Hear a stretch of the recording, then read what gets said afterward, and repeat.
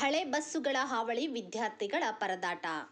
ಶಿರ್ಸಿ ಡಿಪೋದಿಂದ ಗ್ರಾಮೀಣ ಪ್ರದೇಶಗಳಿಗೆ ಸಂಚರಿಸುವ ಹಳೆಯ ಬಸ್ಸುಗಳು ಪದೇ ಪದೇ ಕೆಟ್ಟು ನಿಲ್ಲುತ್ತಿದ್ದು, ವಿದ್ಯಾರ್ಥಿಗಳು ಮತ್ತು ಸಾರ್ವಜನಿಕರು ತೀವ್ರ ತೊಂದರೆ ಅನುಭವಿಸುತ್ತಿದ್ದಾರೆ. ಇದು ಇಂದಿನ ಸಮಸ್ಯೆಯಲ್ಲ, ಹಲವು ವರ್ಷಗಳಿಂದ ಇದೇ ಪರಿಸ್ಥಿತಿ ಮುಂದುವರೆದಿದೆ.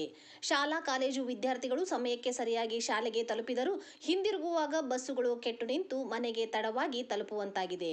ಇದಕ್ಕೆ ಇಂದಿನ ಘಟನೆಯೇ ತಾಜಾ ಉದಾಹರಣೆ. ಪ್ರಯಾಣಿಕರು ಮತ್ತು ವಿದ್ಯಾರ್ಥಿಗಳನ್ನು ಕಂಡ್ರಾಜಿಗೆ ಕರೆದೊಯ್ಯುತ್ತಿದ್ದ ಬಸ್ ಕೆರೆಗುಂಡಿ ಮತ್ತು ಕಸ್ತೂರಬಾ ನಗರ ರಸ್ತೆ ಮಾರ್ಗದಲ್ಲಿ ಕೆಟ್ಟು ನಿಂತಿತು. ಇದರಿಂದಾಗಿ ವಿದ್ಯಾರ್ಥಿಗಳು ಬೇರೆ ಬಸ್ಸು ಹಿಡಿದು ಹೋಗಬೇಕಾಯಿತು.